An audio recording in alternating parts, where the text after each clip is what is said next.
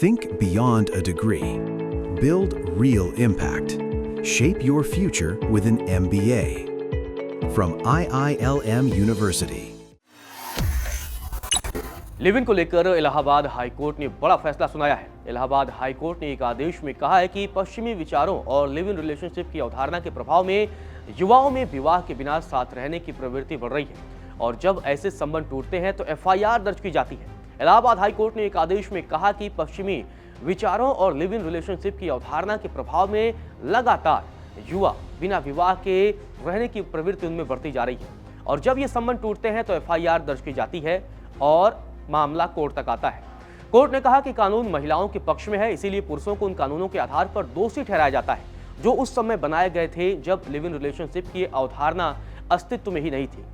ये टिप्पणी जस्टिस सिद्धार्थ एवं जस्टिस प्रशांत मिश्र प्रथम की खंडपीठ ने विशेष न्यायाधीश पॉक्सो एक्ट महाराजगंज द्वारा चंद्रेश को दी गई उम्र कैद समेत दोष सिद्धि के आदेश को रद्द करते हुए की। अभिलाषी चंद्रेश को आईपीसी की धारा 363 यानी अपहरण, 366 विवाह के लिए अपहरण और 323 स्वेच्छा से चोट पहुंचाना, पॉक्सो एक्ट की धारा 6 गंभीर प्रवेशी यौन हमला और SC/ST अधिनियम की धारा 325 के तहत दोषी ठहराया गया था। अभियोजन पक्ष का कहना था कि अपीलार्थी शिकायतकर्ता की नाबालिग बेटी को शादी का झांसा देकर बहला फुसलाकर बेंगलुरु ले गया और बाद में उसके साथ शारीरिक संबंध बनाए। हाईकोर्ट ने पाया कि पीड़िता बालिग थी और विशेष अदालत ने अस्थि परीक्षण रिपोर्ट कर ठीक से विचार नहीं किया, जिससे उसकी उम्र लगभग 20 वर्ष साबित हुई थी। खंडपीठ ने यह भी पाया कि अभियोजन पक्ष द्वारा प्रस्तुत विद्यालय के रिकॉर्ड किशोर न्याय नियमों के अनुसार दस्तावेजी रूप से मान्य नहीं थे।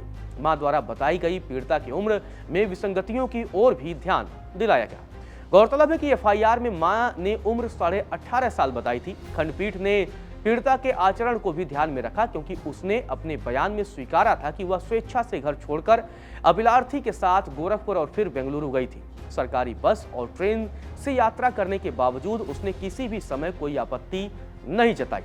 वह 6 महीने तक बेंगलुरु के ऐसे इलाके में अभिलाषी के साथ रही जहां कई घर थे और उसके साथ उसकी सहमति से शारीरिक संबंध थे। उसने अपने परिवार से तभी संपर्क किया जब अभिलाषी ने उसे शिकारपुर क्रॉसिंग पर वापस छोड़ दिया। हाईकोर्ट ने माना कि आईपीसी की धारा 363 और 366 के तहत दोष सिद्धि कानून के अनुसार बिल्कुल अनुचित थी क्योंकि पीड़िता बालिग थी और अपनी मर्जी से गई थी। रेप के आरोपों और पॉक्सो एक्ट के संबंध में हाईकोर्ट ने कहा कि पीड़िता बालिग थी तो पॉक्सो एक्ट की धारा 6 के तहत अपीलार्थी को दोषी ठहराना भी अनुचित है। आईपीसी की धारा 376 के तहत दोष सिद्धि भी उचित नहीं है क्योंकि पीड़िता बालिग थी और अपीलार्थी के साथ 6 साल तक उसकी सहमति से संबंध थे। हाईकोर्ट ने यह भी कहा कि आईपीसी की धारा 323 के तहत दोष सिद्धि अनुचित थी क्योंकि पीड़ित को धक्का देने की भूमिका अपीलार्थी के परिवार के सदस्यों को कही गई थी, न कि अपीलार्थी को। इसी के साथ खंडपीठ ने दोष सिद्धि रद्द करते हुए अपीलार्थी की अपील स्वीकार कर ली और इसके बाद उसे एक तरीके से उम्र कैद की सजा को रद्द कर दिया।